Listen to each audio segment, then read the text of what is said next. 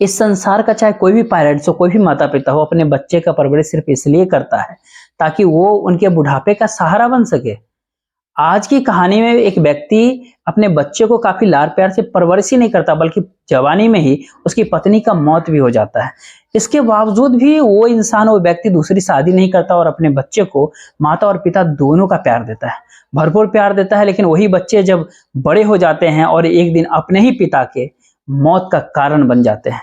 सच्चाई जब लोगों को पता चलता है तो लोगों को इंसानियत से भरोसा ही उठ जाता है। नमस्कार, मेरा नाम जितेंद्र कुमार। आप देख रहे हैं स्टडी सफर तक। वीडियो को लाइक और चैनल को सब्सक्राइब जरूर कीजिएगा। दरअसल आज की जो सच्ची घटना आपको बताने वाले हैं, दरअसल ये घटना होता है यूपी की, उत्तर प्रदेश की। उत्तर प्रदेश का एक जिला पड़ता है एटा, और इसी एटा का एक गांव लगता है नगला समल। और इसी नगला समल गांव का रहने वाला रुकुम पाल जी, जो पेशे से एक किसान होते हैं।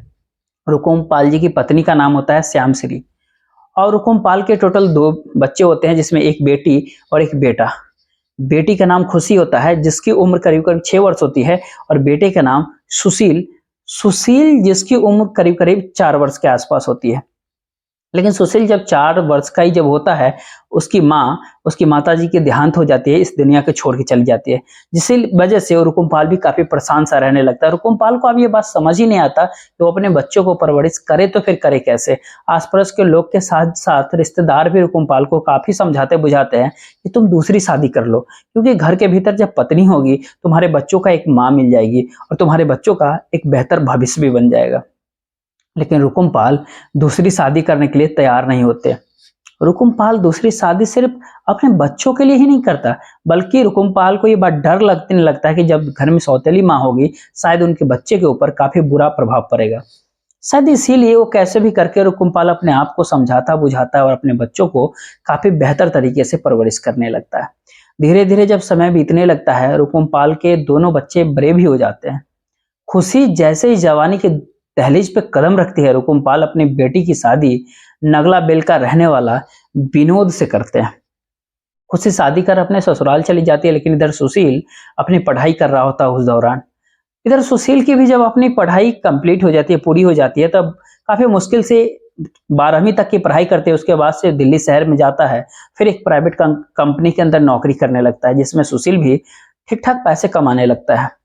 लेकिन सुशील भी जब अपने नौकरी के ऊपर एस्टेब्लिश्ड हो जाता है, उसके बाद रुकुम पाल अपनी बेटी की शादी करने के लिए एक लड़की का तलाश करना शुरू कर देते हैं, बेटे की तलाश शादी करने के लिए। आखिरकार ये तलाश भी जल्दी पूरी हो जाती है और उसे एक निछौला कला के रहने वाली ममता मिल जाती है।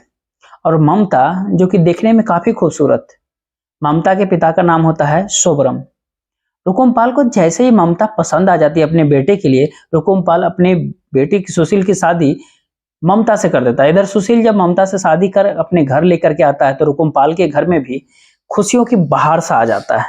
रुकुम पाल जो है अपनी बहू और बेटों के साथ काफी खुशहाल तरीके से जीवन जीने लगता है। करीब 4 वर्षों का समय जैसे बीतता है, इन 4 साल के दौरान सुशील के भी 2 बच्चे हो जाते हैं। बात आपसे कर रहा हूँ 16 मार्च के शाम के समय की। रुकुम पाल अपने पशुओं के चारा लाने के लिए खेत में जाता है, लेकिन जैसे ही खेत में हो जाता है, रुकुम पाल के ऊपर हमला हो जाता है। रुकुम पाल जब जोर जोर से चीखना चिल्लाना शुरू करता है, आसपास के खेतों में जब मजदूर काम करते हैं जो लोग, रुकुम पाल की आवाज सुन करके उसके पास दौड़ते भागते आते हैं। लेकिन आसपास के लोग जब रुकुम पाल के पास इकट्ठा होते हैं, तो वहां पर जो है रुकुम पाल के बेटे सुशील और उसकी बहू ममता को वहां से भागते हुए देखते हैं ये लोग। लेकिन जब आसपास के लोग रुकुम पाल के पास जब इकट्ठा होते हैं, पहुंचते हैं, तब देखते हैं कि रुकुम पाल की मौत तब तक हो चुकी है।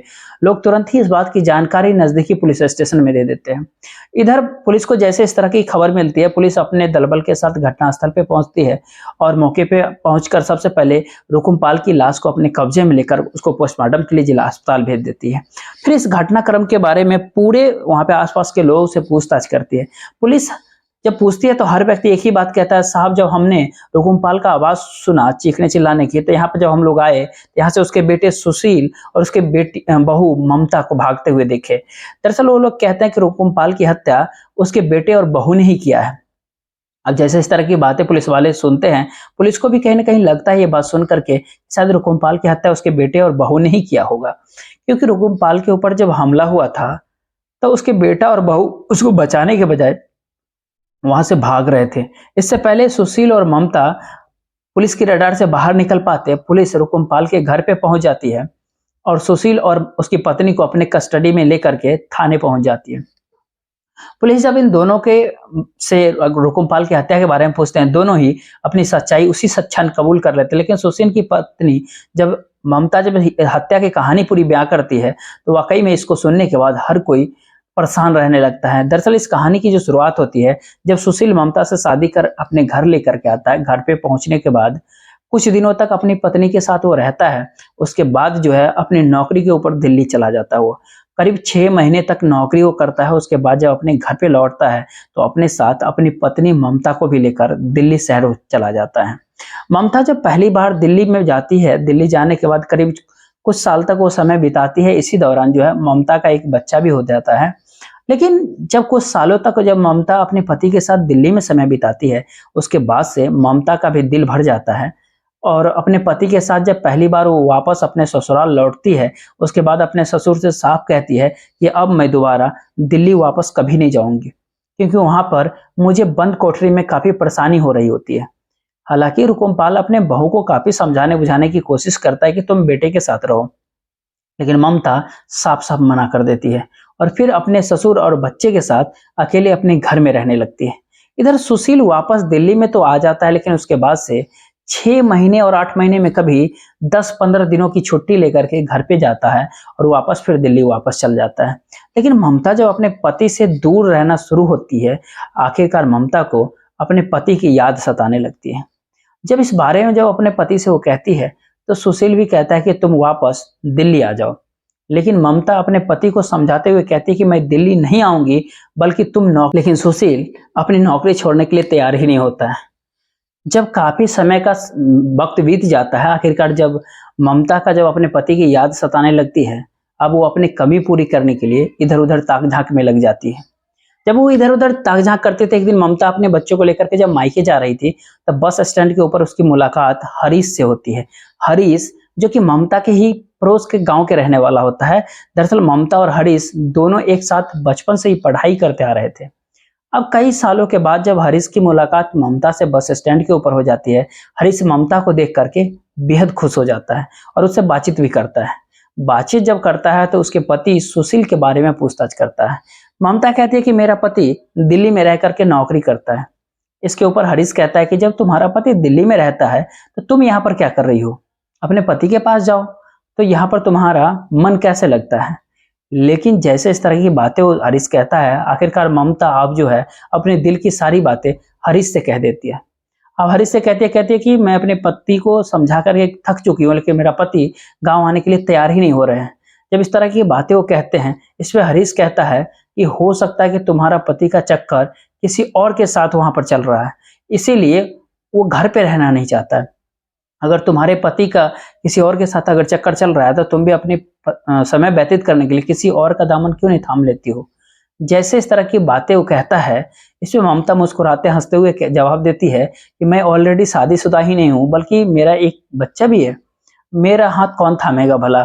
लेकिन जैसे इस तरह की बातें हरीश से वो कहती है, हरीश जो है ममता का हाथ तुरंत पकड़ लेता है और हाथ पकड़ करके कहता है, हरीश मैं तुम्हें स्कूल टाइम से ही पसंद करता था। दरअसल मैं तुमसे शादी भी करना चाहता था, लेकिन इससे पहले तुम्हारी शादी सुशील से हो गई। हरीश जब अपने दिल की बात ममता से कहता है, ममता भी अपने आप को नहीं रोक पाती है और आखिरकार उसके बाद से हरीश और ममता के बीच में प्यार हो जाता है, प्रेम प्रसंग शुरू हो जाता है। जैसे दोनों के बीच में प्यार मोहब्बत होता है, उसके बाद से ममता अक्सर हरीश से मिलने के लिए एटा शहर में जाती है और जाकर के वहीं पे उससे मुलाकात करती है। उसके बाद से ममता भी अब काफी खुश रहने लगती है। लेकिन ममता जब बार बार अपने घर से हरीश से मुलाकात करने के लिए जाती है, इस कारण से रुकुमपाल जो है अपनी बहू को काफी समझाता बुझाता है कि तुम बार बार एटा शहर क्यों जाती हो। लेकिन रुकुमपाल जब अपनी बहू को समझाने बुझाने की कोशिश करता है, ममता अपने ससुर के ऊपर टूट पड़ती है। दरअसल ममता का कहना होता है, ममता ससुर की इज्जत भी नहीं करती है और इधर उधर की बहाना करके अक्सर हरीश से मुलाकात करती थी। लेकिन एक दिन हरीश से मुलाकात करने के लिए जब ममता एटा शहर पहुंचती है, उस दिन ममता के ही गांव का एक व्यक्ति ममता और हरीश दोनों को एक साथ देख लेता है। अब वो व्यक्ति जब वापस अपने गांव आता है, इस बारे में जो है रुकुमपाल से कह देता है, कहता है कि मैंने तुम्हारी बहू को किसी व्यक्ति के साथ एटा शहर में घूमते हुए देखा है। जैसे इस तरह की बातें वो रुकुमपाल को कहता है, रुकुमपाल को लगता है कि शायद उसकी बहू अब हाथ से निकल गई है। लेकिन रुकुमपाल जो है ये सारी बातें अपने बेटे से न बताता है, क्योंकि रुकुमपाल को लगता है कि इस कारण से शायद उसका घर खराब हो सकता है। रुकुमपाल अपने बेटे के नंबर पे कॉल तो करता है, लेकिन अपने बेटे से झूठ कहता है कि तुम बहू और बच्चे को लेकर अपने पास जाओ, क्योंकि बहू का यहाँ पर मन नहीं लग रहा है, बच्चा भी तुम्हें काफी याद कर रहा है। लेकिन रुकुमपाल जब इस तरह की बातें अपने बेटे से कहता है, सुशील अपनी पत्नी ममता के नंबर पे कॉल करता है और उससे घर आने की बात करता है। कहता है मैं घर आ रहा हूँ और मेरे साथ तुम दिल्ली आ जाना। लेकिन जैसे इस तरह की बातें वो कहता है, ममता को पूरा विश्वास हो जाता है कि ये बात सारी उसके ससुर ने ही बताया होगा। इसीलिए ममता अपने पति से झूठ कहती है और कहती है कि मुझे यहाँ पर कोई परेशानी नहीं है, दरअसल मैं यहाँ पर पापा के साथ ही रहूंगी। इसीलिए सुशील भी अब दिल्ली से वापस नहीं आता है। लेकिन जब इधर ममता का हरीश से काफी ज्यादा लगाव हो जाता है, उसके बाद से अब ममता जो है हरीश को अपने घर पे ही बुलाने लगती है। अब हरीश जब एक दिन उससे मिलने के लिए उसके घर पे आता है, दोपहर के समय होता है, रुकुमपाल भी अपने घर पे ही आ जाता है और दोनों को आपत्तिजनक यानी अनैतिक रिश्ते में देख लेता है। जैसे इस तरह की नजारा को देखता है, हरीश तो वहां से भाग जाता है, लेकिन रुकुमपाल जो है अपनी बहू को डांट फटकार ही नहीं लगाता, बल्कि अपने बेटे के नंबर पे कॉल करता है और कहता है कि जल्द से जल्द तुम घर आ जाओ और अपनी बहू को यहाँ से तुम अपनी पत्नी को लेकर के जाओ। लेकिन रुकुमपाल जैसे अपने बेटे सुशील से इस तरह की बातें कहता है, सुशील अपनी पत्नी से कुछ पूछताछ नहीं करता और सीधे घर पे आ जाता है। घर पे जब वो आता है तो अपनी पत्नी को अपने साथ ले जाने की बातें कहता है। ममता को पूरा विश्वास हो जाता है कि अब अपने पति के साथ हर हाल में उसको दिल्ली जाना पड़ेगा।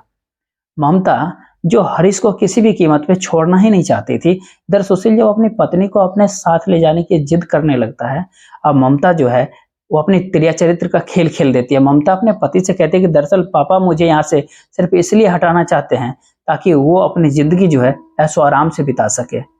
जब इस तरह की बातें वो कहती है, सुशील उसको कहता है कि तुम कैसी बातें कर रहे हो। ममता अपने पति से झूठ कहते हुए कहती है कि शायद तुमको नहीं पता कि पापा का कई महिलाओं के साथ में अवैध संबंध ही नहीं चल रहा है, बल्कि मेरे भी ऊपर उनकी नीयत खराब हो गई है। कई बार उन्होंने मुझे टच करने की कोशिश भी किया है।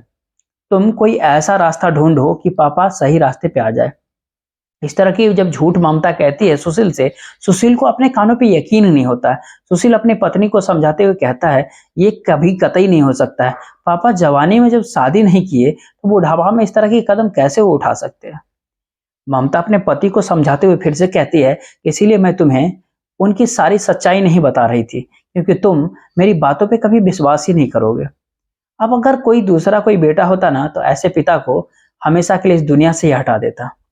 ममता ऐसी ऐसी बातें कहकर के अपने पति को कान भड़काती है कि आखिरकार सुशील भी काफी गुस्से में आ जाता है और अपने पिता को ही इस दुनिया से हटाने का तय कर लेता है। दरअसल ममता एक तीर से दो दो निशाने करने की प्रयास कर रही थी। ममता ये सोचती कि अगर सुशील अपने पिता को इस दुनिया से हटा देता है तो इस जुर्म में वह जेल भी चला जाएगा और ममता को भी अपने ससुर से छुटकारा मिल जाएगा और फिर वो हरीश के साथ बहुत ही खुशहाल तरीके से जीवन जीने लगेगी।